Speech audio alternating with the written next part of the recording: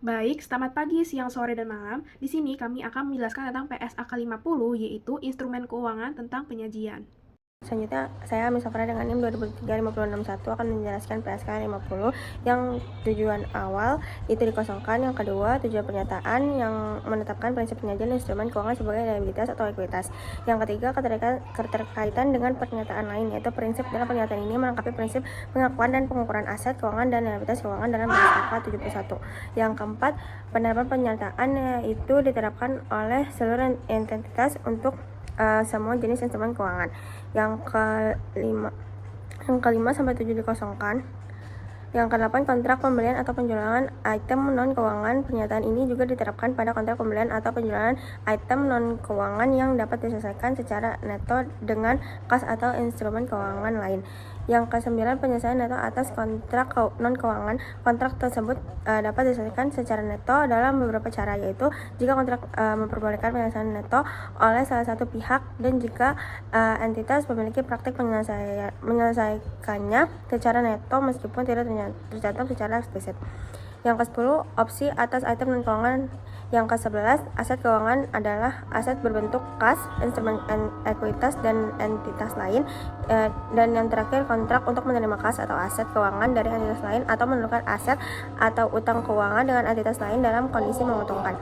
Yang selanjutnya ada instrumen ekuitas, yaitu kontrak yang memberikan hak residual atas entitas aset setelah dikurangi semua liabilitas instrumen keuangan. Selanjutnya, kontrak yang menemukan aset keuangan pada satu entitas dan liabilitas keuangan atau instrumen ekuitas pada entitas lain. Selanjutnya ada liabilitas keuangan, yaitu kewajiban kontraktual untuk menyerahkan kas atau aset keuangan ke entitas lain. Yang kedua, menukar aset atau utang keuangan dengan entitas lain dalam kondisi yang merugikan.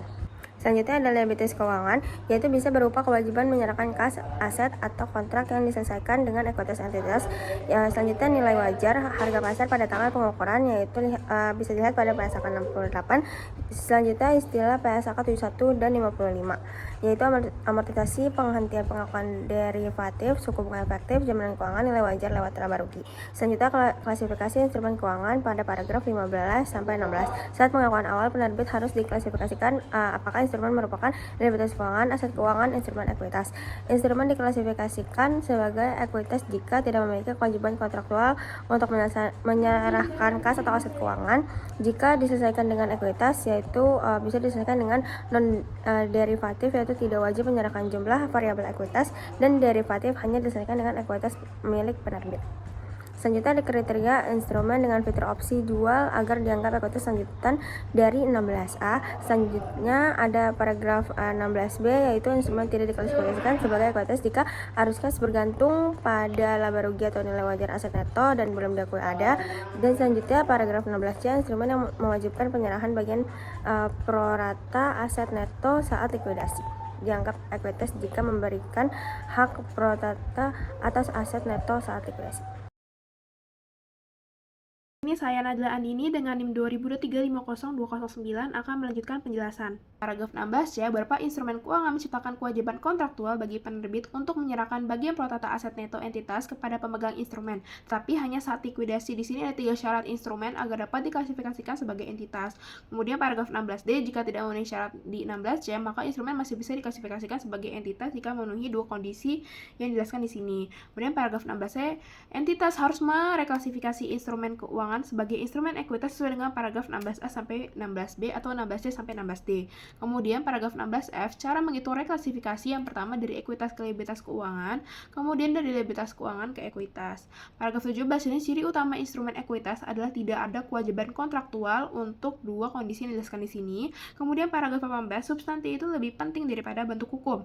Paragraf 19, jika entitas tidak memiliki hak tanpa syarat untuk menghindari kewajiban kontraktual melalui penyerahan kas atau aset keuangan lainnya, maka kewajiban tersebut diklasifikasikan sebagai liabilitas keuangan.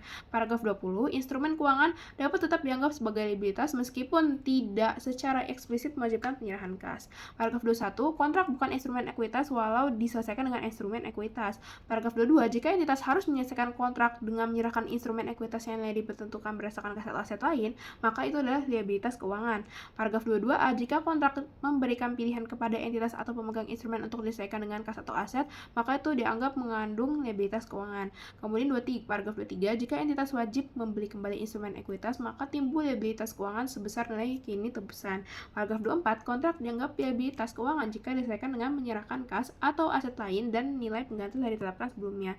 Paragraf 25, nilai instrumen keuangan adalah liabilitas keuangan jika mengharuskan entitas menyerahkan kas atau aset keuangan lain atau menyelesaikan kewajiban dengan cara yang tidak menguntungkan. Paragraf 26-27 itu pilihan penyelesaian. Syarat agar instrumen keuangan diklasifikasikan sebagai ekuitas, di sini ada 3 syarat. Kemudian contohnya itu instrumen derivatif dengan opsi beli saham yang penyelesaiannya dalam kas itu diklasifikasikan sebagai liabilitas. Paragraf 28-23 itu instrumen keuangan majemuk, contohnya di sini adalah obligasi konversi. Kemudian paragraf 33-34 itu tentang saham treasury, itu jika entitas membeli kembali sahamnya itu sendiri. Kemudian saham treasury harus diungkapkan secara terpisah di laporan keuangan. Paragraf 35-41 itu tentang bunga, dividen, kerugian, dan keuntungan. Bunga dan dividen itu bisa timbul dari liabilitas, itu langsung masuk laba rugi.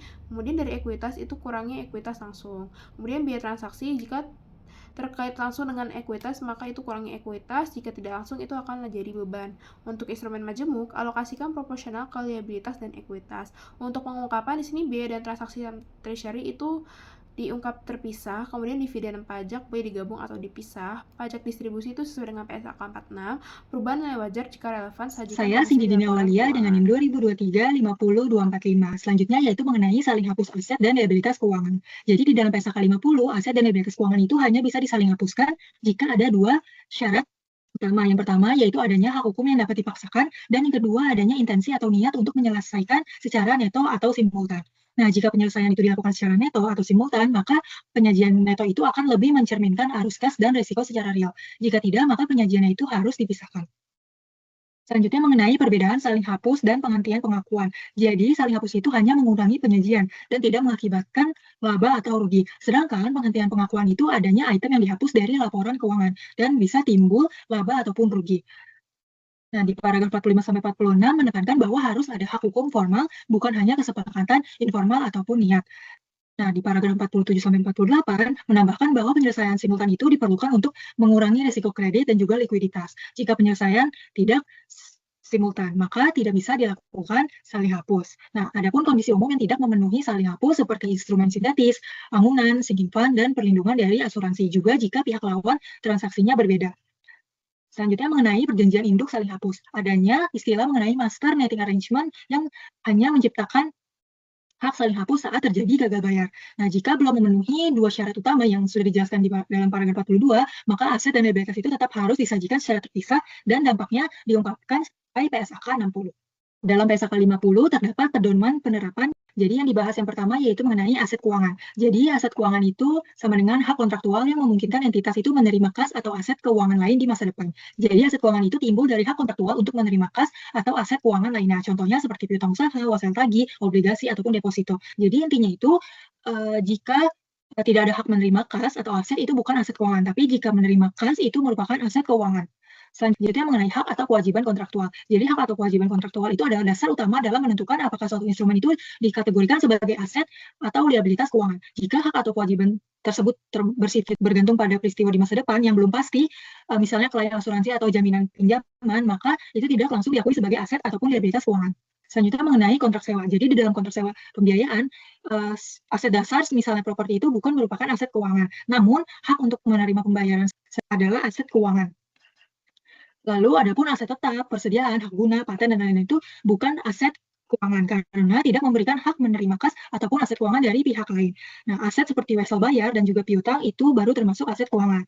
Lalu mengenai liabilitas keuangan, kewajiban kontraktual untuk menyerahkan kas atau aset keuangan lain pada pihak lain, termasuk kewajiban yang timbul karena undang-undang dan peraturan perpajakan. Namun, untuk pajak tangguhan itu bukan termasuk liabilitas keuangan. Selanjutnya akan dijelaskan oleh teman saya.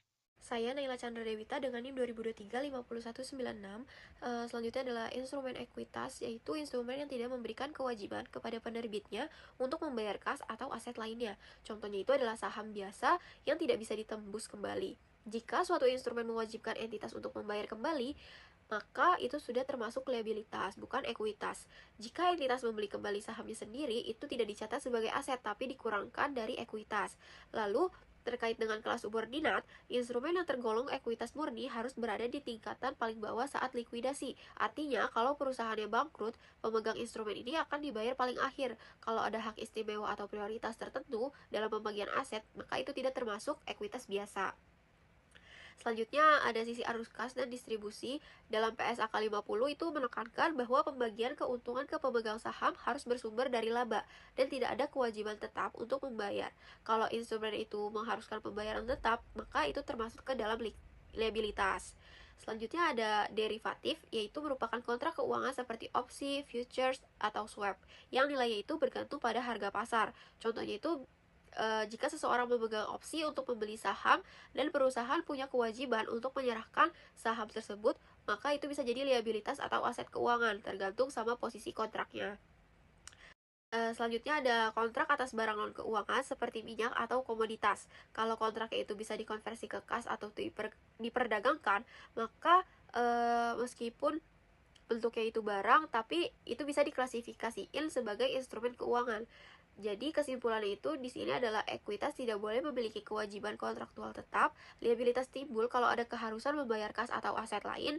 Derivatif itu harus dianalisis apakah mengandung hak atau kewajiban tertentu yang bisa mempengaruhi nilai keuangan perusahaan.